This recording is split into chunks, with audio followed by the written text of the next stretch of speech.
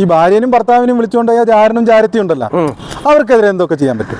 ഞാനിപ്പോൾ ഒരു മീറ്റിങ്ങിൽ നിൽക്കുവാണേ. ഇതെൻ്റെ വാട്സപ്പ് നമ്പറാണ് നിങ്ങൾ വിളിച്ചത്. അതിനകത്ത് വോയിസ് ഇട്ടിരുന്നാൽ മതി. Okay, thank you. വക്കീലണ്ണ,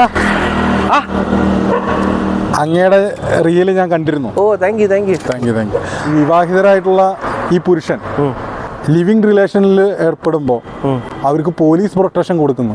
അതുമാത്രമല്ല, അതൊരു കുറ്റമല്ല എന്ന് പറയുന്നു.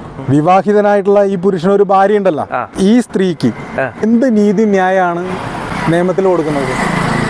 ഈ ഭാര്യയ്ക്ക് പരസ്ത്രീ ബന്ധം ആരോപിച്ചുകൊണ്ട് ഈ ഭർത്താവിനെതിരെ ക്രൂവൽറ്റി ബേസ് ചെയ്ത് ഡിവോഴ്സിന് അപ്ലൈ ചെയ്യാം. ഡിവോഴ്സിന് അപ്ലൈ ചെയ്യുക മാത്രമല്ല, ഈ സ്ത്രീയുടെ ജീവിതം കോഞ്ഞാട്ടാക്കിയതിന് കോടതിയിൽ നല്ലൊരു കോമ്പൻസേഷൻ ഭർത്താവിൻ്റെത് വാങ്ങിച്ചെടുക്കാൻ സാധിക്കും.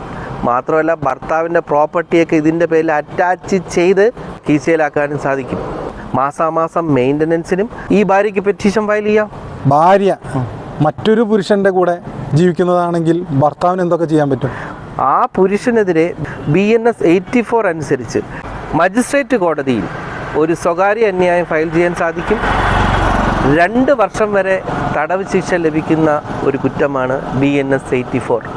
ക്രൂവൽറ്റി ബേസ് ചെയ്ത് ഭർത്താവിന് ഡിവോഴ്സ് കൊടുക്കാനും സാധിക്കും, ഭാര്യയുടെ നിന്ന് കോമ്പൻസേഷൻ വാങ്ങിക്കാനും സാധിക്കും. ഇതൊക്കെ ഭാര്യയ്ക്കും ഭർത്താവിൻ്റെയും കാര്യങ്ങൾ അണ്ണം പറഞ്ഞു തന്നു. ഈ ഭാര്യനും ഭർത്താവിനും വിളിച്ചുകൊണ്ടുപോയ ജാരനും ജാരത്തിയും ഉണ്ടല്ലോ, അവർക്കെതിരെ എന്തൊക്കെ ചെയ്യാൻ പറ്റും? ഈ ജാരനും ജാരത്തിക്കുമെതിരെ നേരത്തെ പറഞ്ഞതുപോലെ ജീവിതം കോഞ്ഞാട്ടാക്കിയതിന് ഇവർക്കെതിരെ നമുക്ക് സിവിൽ കോടതിയിൽ കോമ്പൻസേഷൻ ഫയൽ ചെയ്യാൻ പറ്റും. പക്ഷെ അത് ശ്രദ്ധിക്കണം, ഫാമിലി കോടതിയിലല്ല, മറ്റൊരു സിവിൽ കോടതിയിലാണ് കോമ്പൻസേഷൻ ഫയൽ ചെയ്യേണ്ടത്.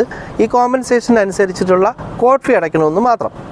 ഈ ഭാര്യയെ വിളിച്ചുകൊണ്ടുപോയ ജാരനെതിരെ സെക്ഷൻ 84 BNS പ്രകാരം ക്രിമിനൽ നടപടികൾ എടുക്കാമെന്ന് അങ്ങ് പറഞ്ഞു തന്നു. ഭർത്താവിനെ വിളിച്ചു കൊണ്ടുപോയ ജാരത്തി ഉണ്ടല്ലോ, അവർക്കെതിരെ എന്തെങ്കിലും ശിക്ഷാ നടപടികളുണ്ടോ? ചോദ്യങ്ങളായ ഇങ്ങനെ വേണം മനുഷ്യനെ മെനക്കെടുത്താനായിട്ട്.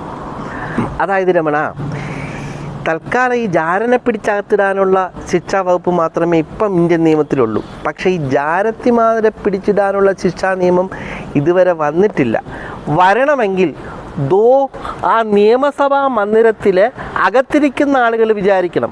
അകത്തിരിക്കുന്ന ആളുകൾ വിചാരിക്കണമെങ്കിൽ നമ്മൾ വിചാരിക്കണം. അത്രയ്ക്ക് വിവരമുള്ളവന്മാരെ പിടിച്ച് ഇലക്ഷന് നിർത്തി ജയിപ്പിച്ചാലേ ഈ കാര്യങ്ങൾ നടക്കുകയുള്ളൂ. അപ്പോൾ മനസ്സിലായോ? അടുത്തു കഴിഞ്ഞുവല്ലോ തിരഞ്ഞെടുപ്പ്.